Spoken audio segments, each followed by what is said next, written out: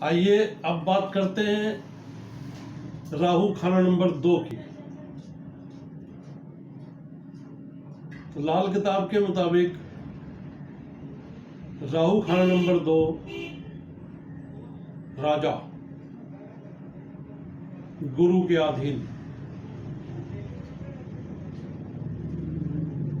गुरु के चरणों में बैठा हुआ राजा, गुरु के हुक्म से चलने वाला राजा, किस्मत का फेर,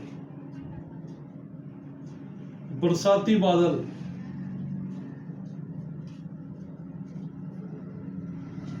वो इसलिए कि राहु की चाल का कोई एतबार नहीं होगा। बरस गया तो बरस गया, ना बरसा तो हवा ले चली।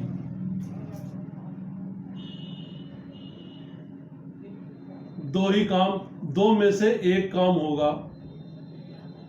या तो राहु का जो असर है वो बिल्कुल नेक होगा, बहुत बढ़िया होगा, वरना बुरा तो है ही है। बीच में नहीं होगा कि कभी ये कर दे और कभी वो कर दे, ना, हो गया सो हो गया, कर दिया सो कर दिया। और सबसे बड़ी बात यह है कि कुंडली के अंदर गुरु किसी भी घर में बैठे हों, जिस घर में बैठे होंगे, और गुरु की हालात जैसी होगी कुंडली के अंदर, खास तौर पर धन के मामले में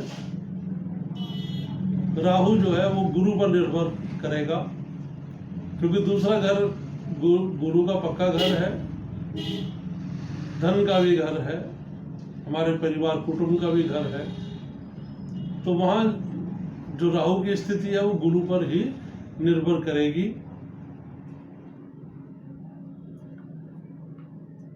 गुरु फिर अगर मान लीजिए कि गुरु की कंडीशन ठीक नहीं है तो थोड़ा इंतजार करना पड़ेगा इस बात के लिए कि वर्षफल के अनुसार जब शनि खाना नंबर 1 में आएंगे और गुरु की कंडीशन उस वर्ष बहुत अच्छी आ जाए, गुरु अपने ही घर का हो, यानी 2, 5, 9, 11 या 12 का, तो आप ये मानिएगा कि इतनी बारिश होगी, इतनी धन की बारिश होगी, इतनी धन की बारिश होगी कि व्यक्ति संभाल ही नहीं पाएगा। उसके बाद से ये मानिए कि तब से ऐसे जातक का भाग्य उदय होना माना है। और जातक जो है वो धीरे धीरे राजा के समान हो जाएगा, जिसे ये मानकर चलिए कि हाथी पालना कोई छोटी मोटी बात नहीं है। तो हाथियों को पालने वाला या बहुत सारे लोगों को अपने अधीन रखकर काम करने वाला या करवाने वाला, बहुत अच्छे तरीके से जीवन यापन करने वाला ऐसा जातक जो है वो होगा, और बहुत हिम्मती होगा। धन दौलत वाला तो होगा ही होगा, तभी वो हाथी पाल पाएगा। अब बात फिर वहीं आती है कि यदि राहु को खड़ा कर लिया गया तो आप ये मानिए कि भाई जो घर का सोना है या जो घर की जो एसेट्स हैं या जो आपकी जायदाद है वो तक बिक जाएगी। सोना बिल्कुल मिट्टी हो जाएगा, बिल्कुल मिट्टी हो जाएगा, या मिट्टी का भाव हो चला जाएगा, या यूं कहो कि सोना बेचकर, जायदाद बेचकर आप अपना जीवन को यापन तो करते रहोगे और धीरे धीरे आप नीचे की तरफ आ जाओगे। और ऐसा भी हो सकता है कि आप अपने संयम को खो दें और उस समय आप कोई ऐसी गलती कर लें जिसकी सजा जो है बहुत बहुत बुरी हो, तो उस सजा के डर के मारे आप जो है वो फरारी कर लें। फरारी मीन्स घर छोड़कर, जिला शहर सब छोड़कर जो है कहीं ऐसी जगह बस जाए जाकर कि जहां जो है वो, जैसे कि राज छोड़े, दरबार छूटे, चाहे वो सरकारी नौकरी कर रहे हों वो भी छूट जाए, तो भाग जाएंगे, कुछ भी हो सकता है। लेकिन यहाँ एक थोड़ी राज की और बात बता दूं कि ऐसा जातक जो है वो कभी जेल नहीं जाता, वो राजा का कैदी कभी नहीं होता। हाँ, पर इतना जरूर है कि तोहमत तो उसको सारी जिंदगी झेलनी पड़ेगी। जब भी चर्चा होगी उसकी उस क्षेत्र में, तो उसको घृणा की दृष्टि से ही ऐसे जातक को देखा जाएगा।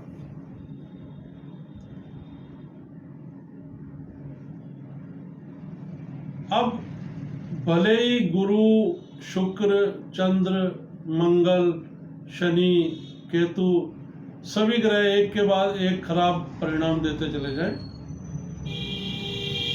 मगर एक राहु ही ऐसा होगा जो जातक की खूब मदद करेगा, खूब मदद करेगा जातक की।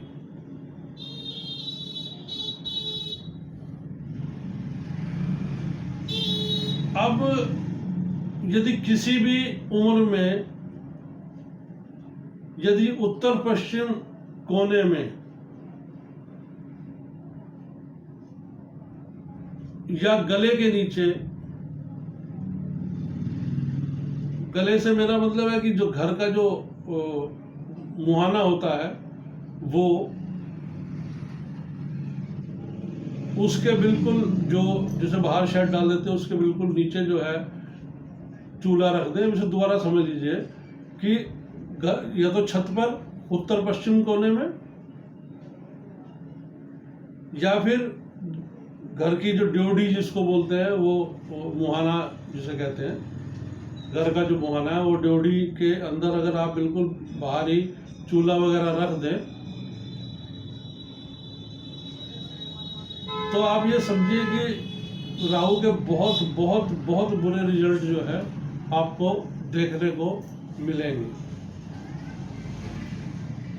और ऐसा करने से न केवल अपना नुकसान होगा, ससुराल का भी बहुत नुकसान होगा, उसका भी यूँ समझ लीजिए कि धुआं निकाल देगा। तो ये एक बहुत बड़ा उपाय है कि घर की छत पर या घर की ड्योढ़ी में कभी भी चूल्हा ना रखें।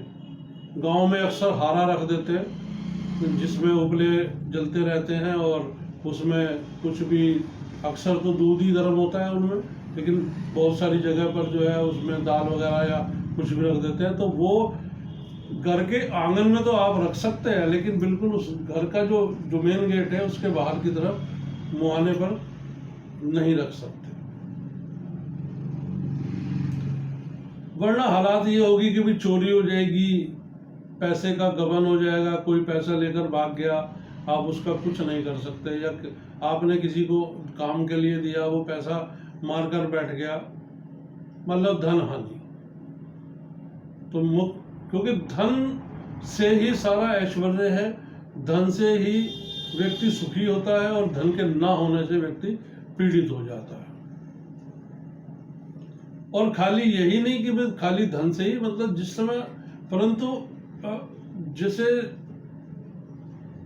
जिस समय जब आपके पास धन नहीं होगा और आप संयम खो देंगे ऐसे में, तो फिर वही बात आती है कि जैसा कि कारण नंबर 1 में मैं बताकर आया हूं कि व्यक्ति जब अपना संयम खो देता है, किसी से झगड़ा लड़ाई कर बैठता है, बदजुबानी कर बैठता है, अहम जाग जाता है, व्यक्ति ईगो बना लेता है, अड़कर खड़ा हो जाता है,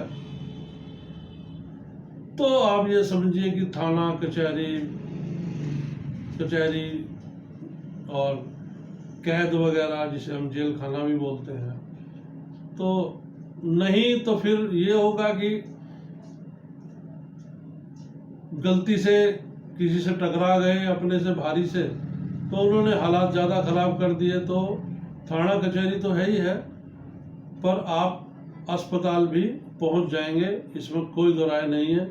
और लंबी बीमारी के साथ आपको जो है अपना जीवन यापन करना पड़ेगा। और सबसे बड़ी बात एक और होगी कि आपको कोई भी मददगार जो है वो मिल नहीं पाएगा। आप कितना ही किसी पर विश्वास करें, किसी को कुछ कहें, मदद मांगें, ना जी, बिल्कुल नहीं होगी। और आपको चारों तरफ अंधेरा दिखाई देगा। अब उपाय क्या है? उपाय है ये कि चांदी की एक ठोस गोली आप अपने पास रखें। चांदी की ठोस गोली। और उत्तर पश्चिम का जो कोना है, जहां पर भी पहले बात चली कि भाई चूल्हा वगैरह नहीं रखना, या चूल्हा रख दिया तो बर्बादी होगी, तो आप वहां से अगर चूल्हा रख दिया तो हटा दें, वहां से उत्तर पश्चिम कोना जो है, और वहां पर आप जो है एक किसी लोहे के कनस्तर में या प्लास्टिक के कैन में आप कुदरती पानी मतलब किसी भी नदी या नहर का पानी या सीधा बरसात का पानी आप किसी टब में इकट्ठा करके उसको जो है वहाँ रखें, और उसके अंदर चांदी का एक चौकोर टुकड़ा डालकर उत्तर पश्चिम का जो कोना है उसमें आप संभाल कर रख दें। तो आप ये देखिए कि कितना सुकून और कितना दिमागी आराम और हर तरीके का आपको जो है वो सुख प्राप्त होगा। हाँ, एक और उपाय है कि आपने जब भी कभी घर से बाहर जाना है या घर आना है तो अपनी माता के चरण जरूर छुएं। नास्तिकता की तरफ बिल्कुल ना जाएं, धर्म के प्रति कभी भी अपशब्द ना बोलें, बल्कि धर्म स्थान में जाएं, माथा टेकें, तो आपका जीवन बहुत बहुत बहुत सुखी हो जाएगा।